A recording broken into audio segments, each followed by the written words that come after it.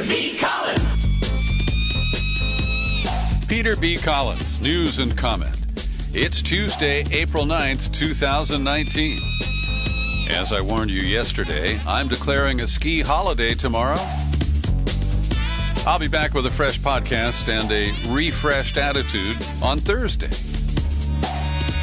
So yesterday, we led the podcast identifying Trump's defiance of a federal trial court and the Ninth Circuit Court of Appeals, who have challenged his so-called presidential permit enabling the construction of the Keystone XL pipeline. And today we lead with another act of defiance of the judiciary by a president or a man acting as president who has contempt for the Constitution and the rule of law. Yesterday, a fourth case was decided here in San Francisco, and it is the fourth case where judges have ruled against efforts by the Trump administration to arbitrarily rewrite the laws and rules of asylum. Now, we know Trump thinks that most of the people who claim asylum are faking, and he doesn't care if sending them back to the violent countries they have attempted to escape from leads to their injury or death. And as we'll get to in a moment, he falsely claims that America is full. You know, like one of his hotels on a good night. And he believes that through the force of his personality, the way he tries to reshape reality, and the manner in which so many Republicans and critical people in the criminal justice system, the legal system, defer to him, he imagines that he's some sort of an emperor, that he is above the law. So yesterday, the policies of the recently former Secretary of Homeland Security, Kirstjen Nielsen, were rejected by a federal judge in San Francisco.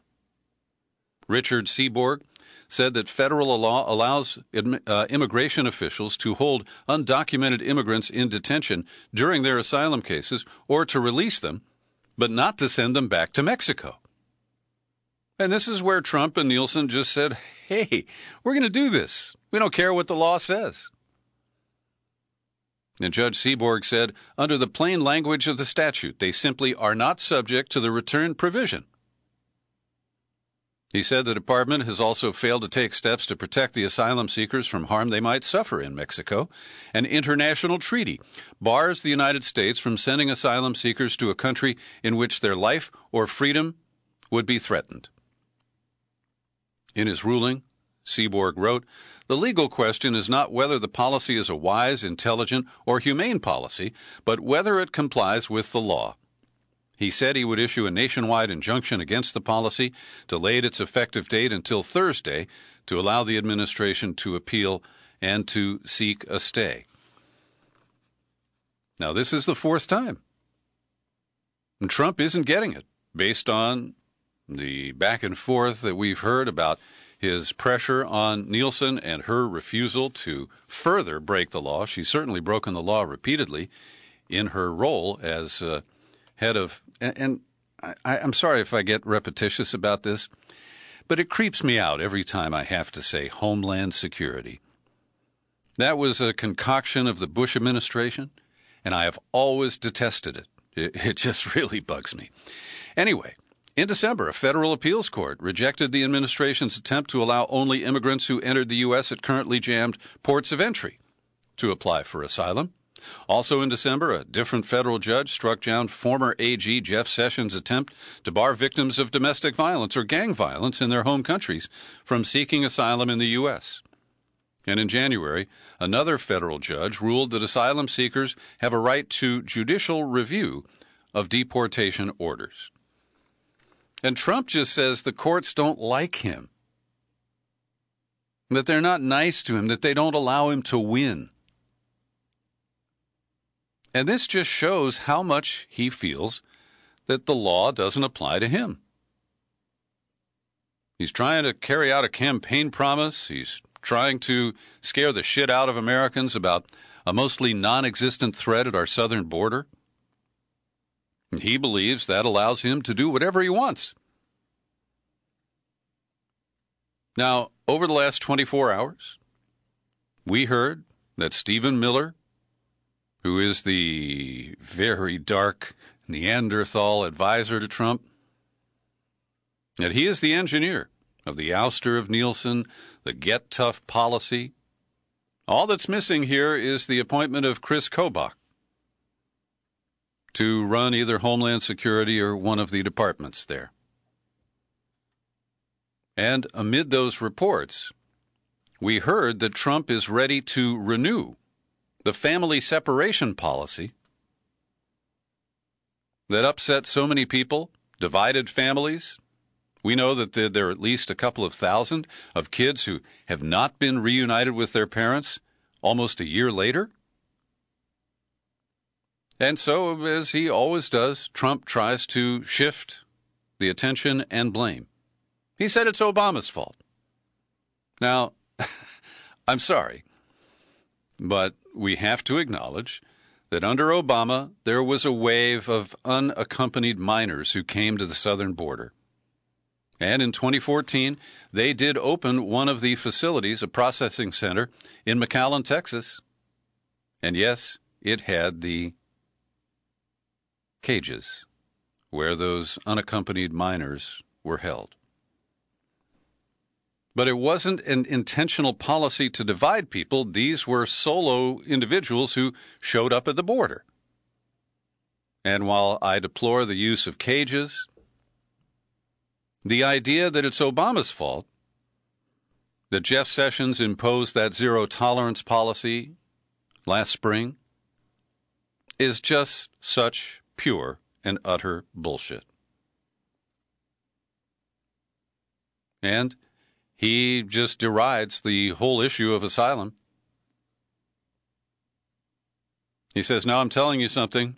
Once you don't have it, that's why you see many more people coming.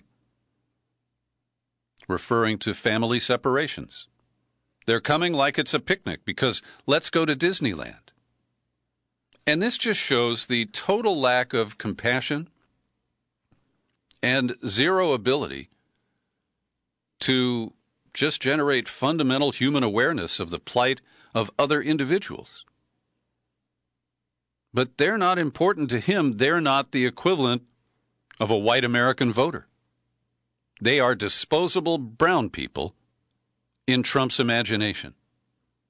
And even though this wave of migration that hit over 100,000 in March is comprised mostly of families, Trump told the pro-Israel rally in Las Vegas last Saturday that, they got tattoos on their faces and their necks.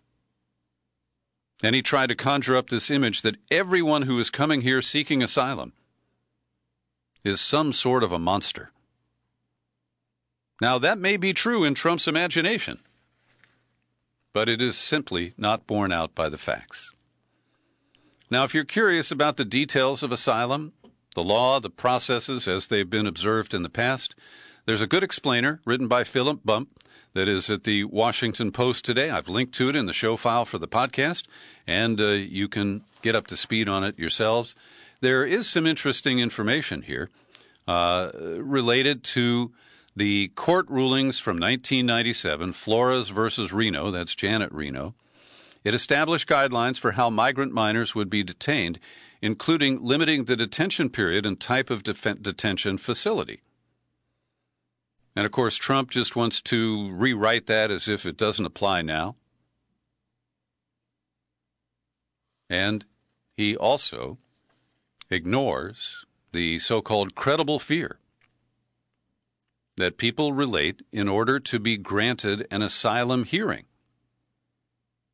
About 75% of cases where the individual gets an interview, a credible fear is established, and then they are scheduled for an interview that can take up to 2 years to actually be scheduled. The backlog right now is over 800,000 cases. So what do? Well, Trump says they can go on vacation in Mexico and just wait until we get around to their hearing. But in the past, we have allowed these asylum seekers to live in the United States until their cases are dealt with. And under Obama, about 53% of the asylum requests were denied. Since Trump took office, the number has increased to 64%.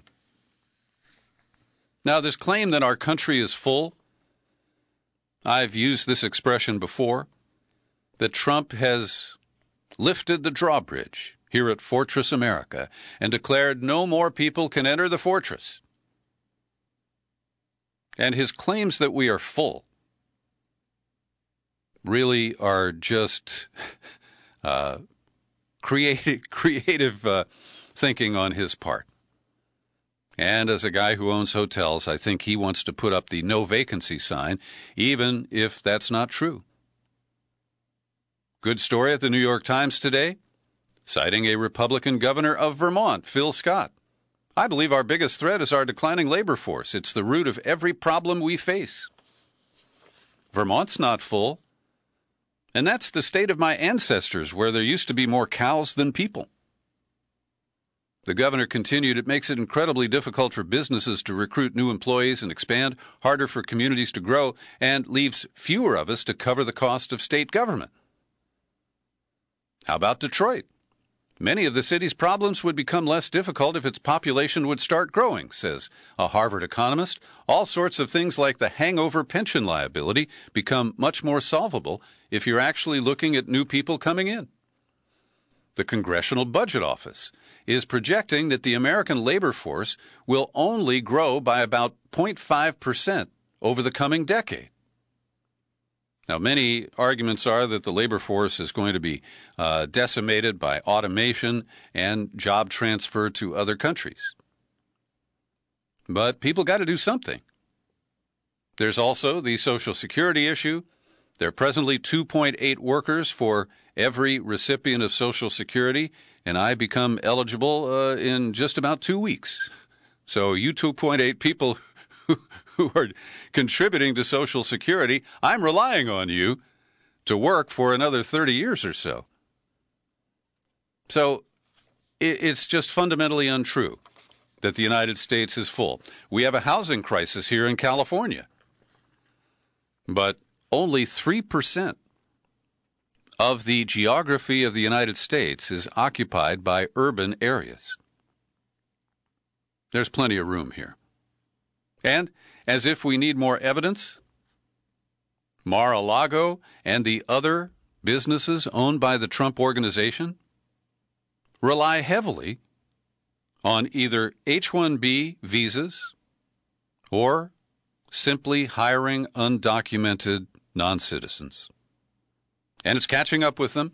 There's a purge underway at Mar-a-Lago, where Romanians serve dinner in lavish banquet halls, South Africans tend to guests at the spa, Britons bake elegant pastries. Most are young people hired as guest workers on special visas. In March, 7 veteran maintenance workers at the Trump National Jupiter, the golf club near Mar-a-Lago, were informed that the workforce was being reorganized and workers had a deadline to provide proof that they were legally eligible to be in the United States. So it's amazing to me that Trump has waited so long to deal with an issue that he obviously has known about. And it shows that his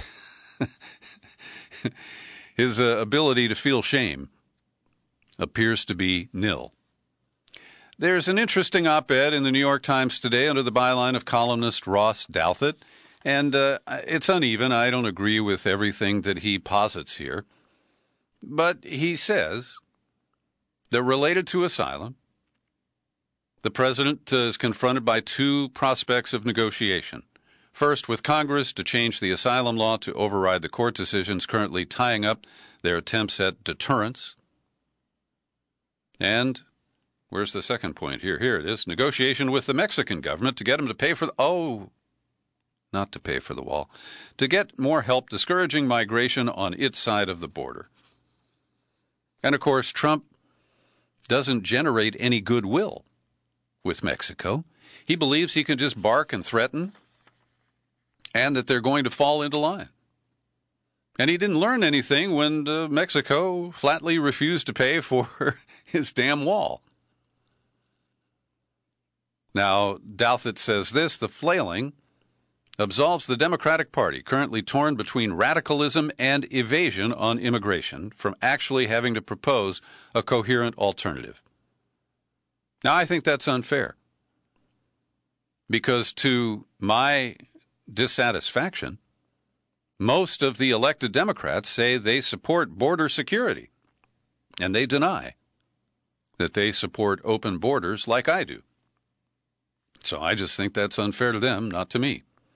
Anyway, he does say that there is a threat to the immigration hawks, the Republicans, the Trumpists.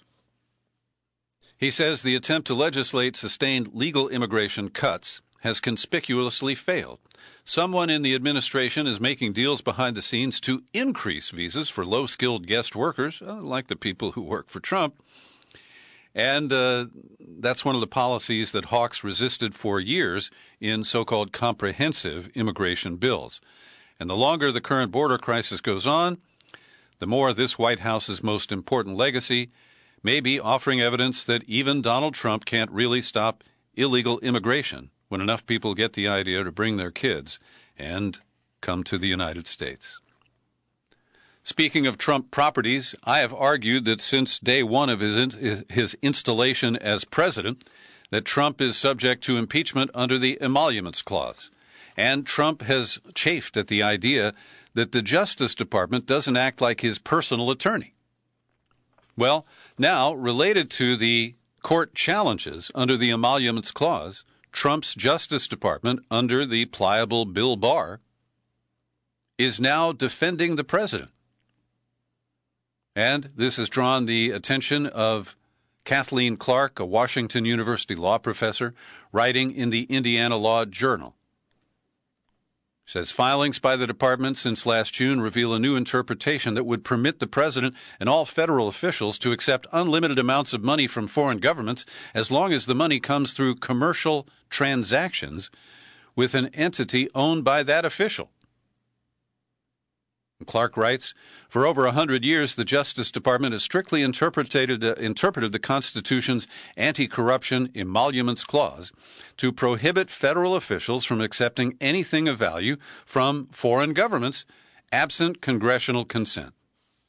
And so now, the so-called Justice Department, instead of defending the republic against foreign influence, they're defending Trump's ability to receive money from foreign governments. Now, without revealing the accounting, the Trump Organization has written checks to the government totaling $342 million for the period of 2017 and 2018, reflecting payments from profits from foreign revenues to Trump businesses. But because we don't have the spreadsheet, we don't know if that's the golf course in Scotland or some other foreign enterprise of Trump. Most people are focused on the hotel in Washington, which is leased from the federal government's former post office. Now, that same Attorney General, who is happy to serve as Trump's personal lawyer, Bill Barr, was up on Capitol Hill today working on appropriations for the Justice Department, and he was hammered with questions about the Mueller report. So he said it will be coming out within a week, that the redactions are going to be color-coded to explain what caused redaction of a certain passage. And what caught my attention is that he said the Justice Department Inspector General is conducting an investigation of the investigation. Well, I'm happy to see that. I've got a lot of questions. I'm not sure that we'll get honest answers from the Inspector General under this administration. And Barr is still claiming that he's not going to go to a federal judge to get permission to include the grand jury information that is part of Mueller's report. That will be redacted. He said now the chairman of the Judiciary Committee is free to go to court if he feels one of those exceptions is applicable. And so Barr is saying he's not going to court, but he kind of dares the Democrats to do that. He also points out, and this is accurate, that the reason that he has control over the Mueller report is because of what Democrats did after the Ken Starr investigation of Bill Clinton that led to Monica Lewinsky and the impeachment proceedings that failed. And so frequently, Rachel Maddow features the attorney who wrote that document back in 99 or 2000, and I can see him right now, but I can't accurately summon his name. Anyway, they rewrote the rules to say that the special counsel, who was not an independent investigator, an independent counsel like Ken Starr, as I have pointed out, that the current rule says the report should be kept confidential. Because when Ken Starr's report was out there with the blowjobs and all that stuff, they decided they didn't want to see that happen again, and that's why the independent counsel law was permitted to lapse. So Michael Horowitz, the Inspector General of the Justice Department, is investigating how the Justice Department got the FISA court warrant in October of 2016 to wiretap Carter Page. And I don't have great confidence in the accuracy of that investigation, but we will wait and see. And I hope there is some honest disclosure of some of the skullduggery that led to this whole Russiagate narrative. And here's an interesting piece. Let me first acknowledge that Jerome Corsi is a moronic right-wing nut. He wrote a Swift Boat book about John Kerry. He wrote a birther book about Barack Obama. And now he's published a new book about his encounters with the Mueller investigation. And while I regard Jerome Corsi as an odious figure, I must defend him from what Mueller did. Corsi writes in the Mooney paper, The Washington Times, that Mueller's probe crashed and burned in large part because the FBI and the prosecutors were convinced erroneously that Corsi had personal contact with Julian Assange that permitted Corsi to introduce Roger Stone to WikiLeaks.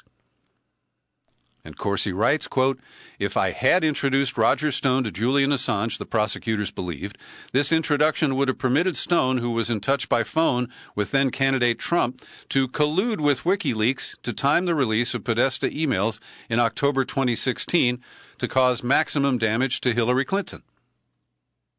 Corsi continues, "In my 40-hour ordeal, prosecutors from the Office of Special Counsel also made clear they believed the Trump campaign had convinced Russia to steal Podesta's emails, give them to WikiLeaks for publication. So the hypothesis Mueller was trying to prove was that the Russian collusion link was Assange, Corsi, Stone, Trump, a linkage that I, Corsi, never caused to happen." So this is his denial. And until we see the Mueller report, we may not know if Corsi is telling the truth or not. But we may not see anything about Jerome Corsi in the report because, as he points out in this article, Mueller's decision not to prosecute me severely limits what the government is legally allowed to make public regarding my voluntary interviews before 3 of Mueller's top prosecutors and 6 to 9 FBI agents in a conference room with no windows. And then he lowers the boom and issues this threat. "Should any confidential material about me be released or leaked to the public, including information about my private emails and phone conversations, I am prepared to file a federal civil lawsuit for millions of dollars in damages in federal district court against the Department of Justice, naming among others Mr. Barr and Mr. Nadler." And what about Mr. Mueller? That's a very interesting angle to what is going on. And finally, on Russiagate, I recommend a column by Stephen Kinzer. He is a seasoned observer, and he writes for the Boston Globe, and he has a pretty good piece today Russiagate was a vivid example of the power of narrative. The storyline was classic, embodied in countless Western movies. A brute tries to crush an innocent victim who only wants to live in peace. For 2 years, influential newspapers and TV networks devoted themselves to unbroken coverage of each daily revelation or bombshell, breathlessly reported as breaking news. A chorus of commentators, many of them former generals or intelligence officials, certified the narrative as not only true, but proof that a hateful power is plotting relentlessly to destroy our way of life. Mueller's report, which we haven't seen, makes clear that much of this hyperventilating was either highly overblown or downright false. More good nuggets in the Kinzer piece. It's linked to in the show file for today's podcast here at peterbcollins.com. Every day I pause for a moment to thank the people who support my work with your subscriptions to this podcast.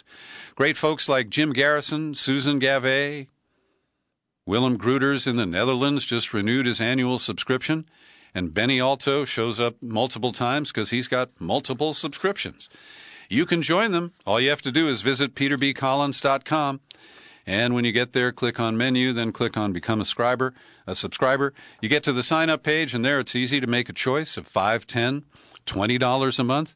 With a new $50 annual subscription and a mailing address in the continental U.S., you're entitled to a bonus book, either Justin Frank's Trump on the Couch or the Architect's book about the future, 2100. It is a fascinating look at post-climate change or after climate change has had a major impact, and I'd love to send you a copy with your new annual subscription. Well, yesterday, 2 very different white guys from California announced that they're running for president. First up, 38-year-old Eric Swalwell. He is a former local district attorney who has been in Congress for 7 years, and he was going to run on Russiagate. He spent a lot of time on the Rachel Maddow show, hammering away at the claims, of Russian collusion and all that stuff. And since that turned out to be a bust, he's now betting on gun rights and gun regulation as his signature issue. And he has announced he's going to bail out of Congress. He's just running for president. He's not going to do that dance where he stays in Congress until he sees if he has traction toward the White House. The other guy who announced is my good buddy Mike Gravel, the 2-term senator from Alaska, who is now 89 years old. And many people thought he was kind of a joke. In the 2008 campaign, he ran for president, he got into the debates, and he delivered some strong commentary, often trivialized by the network coverage, and he often had to beg to get a chance to speak. But I've linked to an article from Consortium News that includes the video that he posted yesterday in announcing his campaign, which he didn't plan to do, but 2 college students challenged him to run for president on reducing foreign entanglements and other issues. And Mike Gravel says that's what propelled him to do it. His announcement video was Gravelish. It mostly focused on comments he made during 2008. But get this. He said that despite that he's running, he's also supporting Tulsi Gabbard. She's the only one prepared to take on the military-industrial complex. She wants to close bases around the world, military bases, and that's music to my ears. Here's his platform. He's committed to ending America's imperial policies, especially in Venezuela and Iran, rescheduling cannabis, fundamentally reforming our politics through direct democracy, abolishing mass surveillance on American citizens, prioritizing climate change, dismantling America's carceral state, that's prisons, and building a foreign policy free of undue influence by Israel and Saudi Arabia. You go, Mike Gravel. And speaking of Saudi Arabia, the State Department late yesterday, in an effort to bury the story, announced that they have banned 16 Saudi officials from visiting the United States because of their connection to the assassination of Jamal Khashoggi at the consulate of Saudi Arabia in Istanbul last October. Notably missing from the list, Prince Mohammed bin Salman. Surprise? Nah. Great piece today at Mint Press News under the byline of Anya Parampil.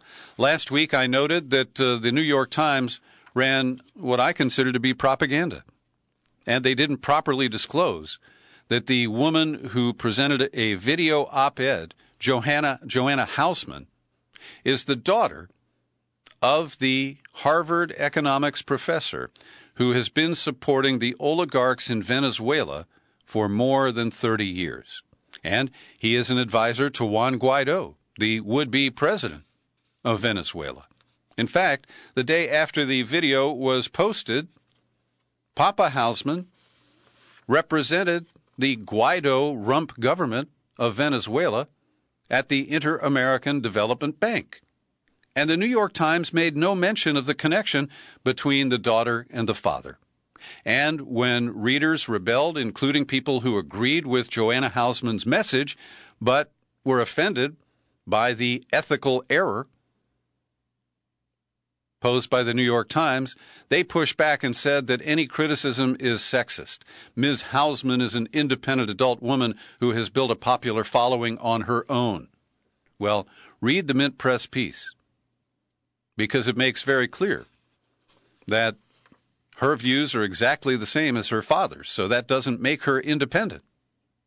And by being a proxy for her daddy, the New York Times presented a very misleading set of viewpoints without accurately labeling their connections. A couple of more quick stories. U.S. and European Union are going to trade tariffs, $11 billion on products imported to the United States and $11 billion on American products imported into Europe. We both lose. The only potential winner in this case is Boeing in its battle with Airbus. And Boeing has its own self-inflicted problems right now. Yesterday, the House Judiciary Committee held a hearing about hate speech on YouTube. And Google, which owns YouTube, sent some executives. And while they were commenting, YouTube live-streamed the event.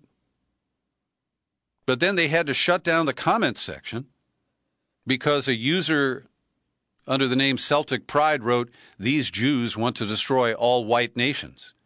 And then somebody else whose screen name is Fight White Genocide wrote, "Anti-hate is a code word for anti-white."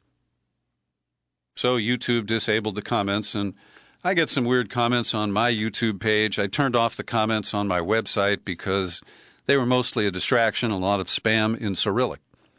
If you ever have a comment, you can do what Francis Blunt did yesterday. Just send me a bloody email, peter@peterbcollins.com, or use the contact link at peterbcollins.com. Anyway, Francis wanted to expand by offering some local knowledge. Yesterday I talked about Facebook banning Canadian white nationalists, and he said, "We have more than our share of these groups." You mentioned that Faith Goldy was an elected representative. She did run for mayor of Toronto and got 3% of the vote. Surprisingly and sadly, he says. Faith Goldy is basically a personality blogger, and that's it. Well, thanks for the amplification and correction, Francis. I always appreciate feedback from my listeners. You're free to share this podcast everywhere. You'll find it on YouTube. Add your comments. I'm Peter B. Happy trails to you until we meet again. Happy trails.